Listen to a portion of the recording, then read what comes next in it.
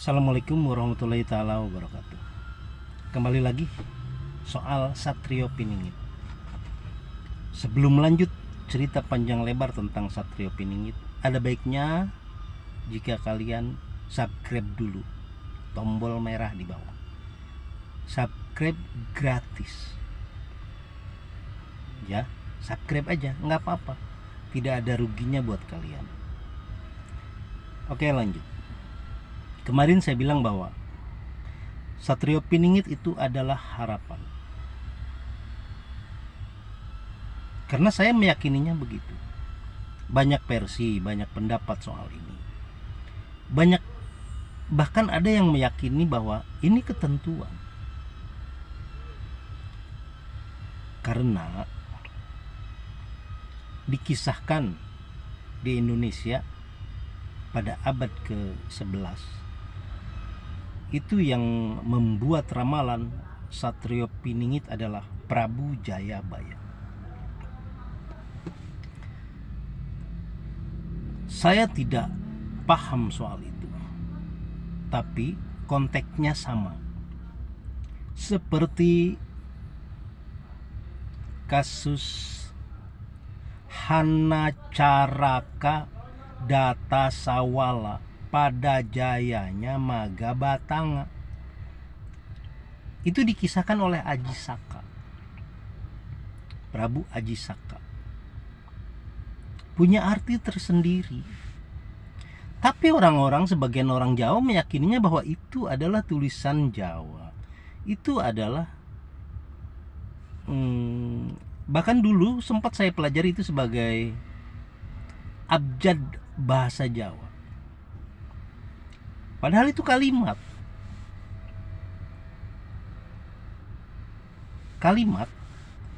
tentang dua orang pengawal Aji Saka yang berkelahi, karena semuanya berpatokan pada kebenaran. Dua-duanya merasa benar. Hanacaraka Data Sawala pada jayanya Mangga Batanga. Ada dua orang abdi yang sama-sama setia. Dua-duanya sakti dan dua-duanya meninggal dunia karena mereka berkelahi. Dua-duanya abdi Aji Saka. Nah, itu. Dan kalimat itu diyakini, ya itu sangat melegenda, sampai-sampai bahwa itu adalah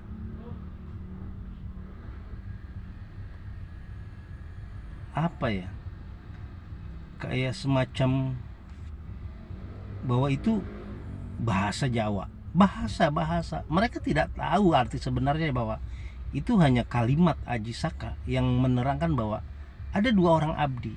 Nah, begitupun sama dengan Prabu Jayabaya yang bercerita tentang dirinya mengharapkan seorang satria yang akan datang membantu warga, membantu masyarakat, membantu rakyatnya pada saat itu. Ada baiknya kita ambil hikmah dari semua itu.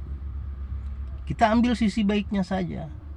Nggak perlu kita memperdebatkan siapa sih Satrio Piningit, siapa sih, ini ketentuan apa khayalan sih, ini ramalan apa harapan sih. Nggak perlu diperdebatkan. Yang pasti adalah siapkan diri kita secara mental maupun secara disiplin ilmu untuk jadi Satrio Piningit yang sebenarnya. Kita bisa jadi Satrio Piningit, kita bisa jadi pahlawan. Banyak cara untuk jadi pahlawan, tidak perlu berperang untuk jadi pahlawan. Lewat tulisan, lewat kata-kata, lewat puisi, lewat apapun, berceramah, berdakwah. Itu Satrio Piningit. Orang-orang yang berjalan di jalan kebaikan, itu Satrio Piningit. Bukan saling mendebat, bukan saling mengagungkan apa yang dia percayai. Silahkan kita berargumen dengan Satrio Piningit kita masing-masing. Silahkan kita berimajinasi dengan satrio piningit kita masing-masing. Cuman satu yang harus kita pahami, bahwa apapun imajinasi kita, apapun harapan kita soal satrio piningit atau hayalan kita soal satrio piningit, semuanya mengacu pada arah kebaikan. Itu saja. Karena satrio piningit yang didambakan, diilulukan pada masa lalu, itu adalah harapan kebaikan. Itulah kenapa saya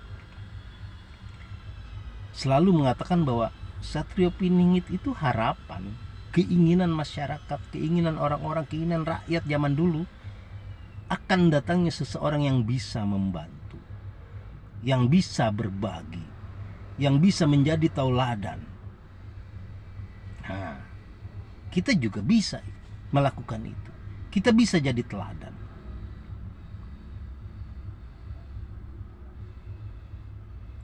Kita bisa mengupgrade diri kita supaya jadi teladan. Kita bisa mengupgrade diri kita supaya jadi pahlawan, supaya jadi pendekar. Zaman dulu satrio piningit itu digambarkan sebagai seorang yang gagah berani, tampan, bersenjatakan trisul. Sekarang pun bisa.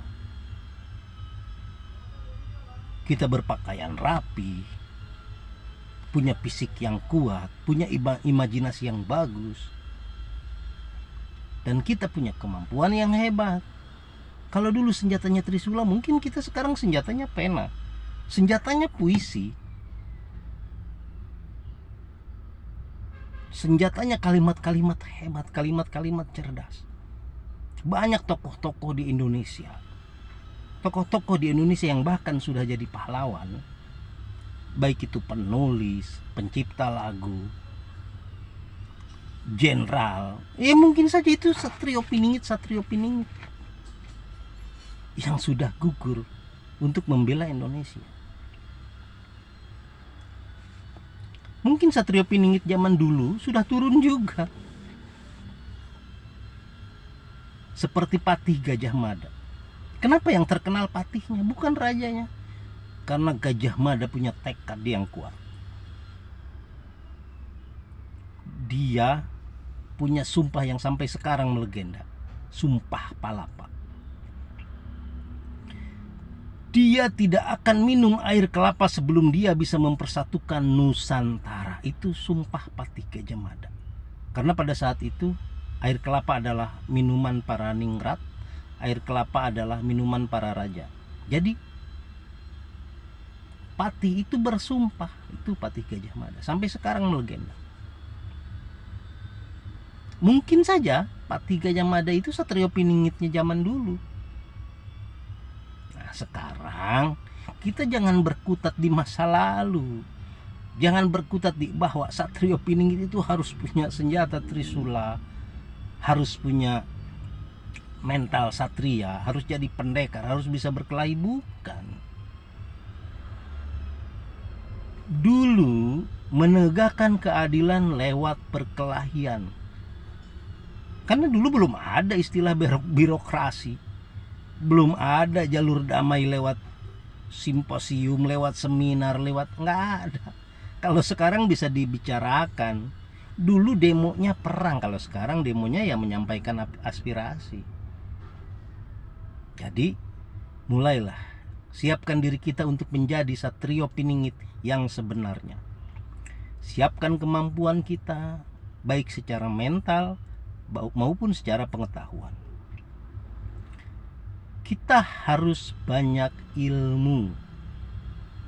Kalau orang sana bilang tuh, orang barat, knowledge is power. Ilmu pengetahuan adalah kekuatan. Nah, jadi untuk menjadi satrio piningit kita harus punya pengetahuan yang luas. Karena pengetahuan yang luas akan menjadi kekuatan yang sangat dahsyat. Pada saat orang punya pengetahuan yang luas, dia pun akan punya pikiran yang cerdas, yang bijaksana. Nah, dari pikiran itulah akan lahir orang-orang hebat pada saat dia berpikir hebat. Kalau pikiran kita masih berkutat di masa lalu, terus bagaimana kita mau menciptakan teknologi yang maju? Boleh Soekarno bilang jas merah, jangan sekali-sekali melupakan sejarah. Betul, jangan dilupakan, tapi jangan jadi panutan kalau sejarahnya salah. Ya, kita harusnya bisa berintuisi yang bagus. Kita harusnya punya imajinasi yang dahsyat. Karena apa? Di sekeliling kita sekarang sudah banyak satrio piningit yang hebat. Tinggal kita mencerna dan tinggal kita menyiapkan. Kita mau jadi satrio piningit model apa? Kalau versinya sederhana, ya sudah, yang sederhana saja. Artinya jadilah satrio piningit yang baik-baik saja, bisa diterima di kalangan masyarakat bawah, menengah, maupun kalangan atas. Oke? Jadi semuanya bisa jadi satrio piningit. Kita jangan berkutat di perdebatan bahwa satrio piningit ini akan lahir dengan ciri-ciri sekian. Nggak ada. Dulu Prabu Jayabaya itu nggak ngomong begitu. Dia cuma ngomong bahwa nanti akan ada datang orang yang menjadi ratu adil. Sebelum Jayabaya juga udah ada dulu. Al-Quran sudah menjelaskan tentang bahwa akan turun Imam Mahdi. Itu yang satrio, yang dibicarakan satrio pining itu yang model-model begitu. Ingat ya, satrio piningit itu harapan. Kalaupun kalian beda pendapat dengan saya, mungkin kita beda rujukan. Karena banyak kitab-kitab yang merujuk pada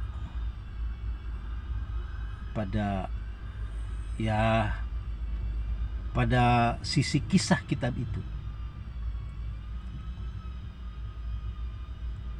Ya seperti ada kemarin orang yang berkomentar tentang bahwa satrio piningit itu ditulis oleh leluhur, bahkan dia meyakini bahwa Tuhan akan segera menurunkan satrio piningit itu. Ya, menurut saya satrio piningit itu sudah diturunkan oleh Tuhan. Sampai sekarang tinggal kita memilih. Kita mau menjadi satrio piningit itu atau menjadi penonton satrio piningit itu. Karena Tuhan semuanya memberikan pilihan pada apapun itu. Takdir-takdir yang digariskan Tuhan itu ada dua. Ada takdir syar'i, ada takdir kauni. Takdir syar'i adalah takdir yang kita yang ngebentuk. Kita yang mengusahakan takdir itu. Kalau takdir kauni itu sudah garis, sudah ketentuan Tuhan, ketentuan Allah. Jadi pada saat kita berbicara soal satrio piningit, sebaiknya kita mendalami takdir syar'i. Kita yang menentukan.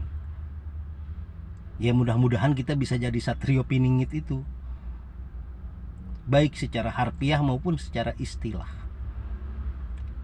Karena secara harfiah atau secara istilah, satrio piningit itu simbol kebaikan, simbol kekuatan, dan simbol kebijakan. Itu satrio piningit. Oke?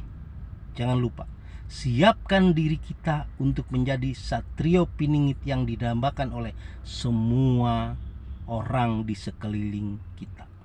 Jangan sampai kita salah melangkah, dan jadilah orang baik, jadilah orang bijak yang diharapkan sebagai satrio piningit oleh orang-orang di sekitar kita.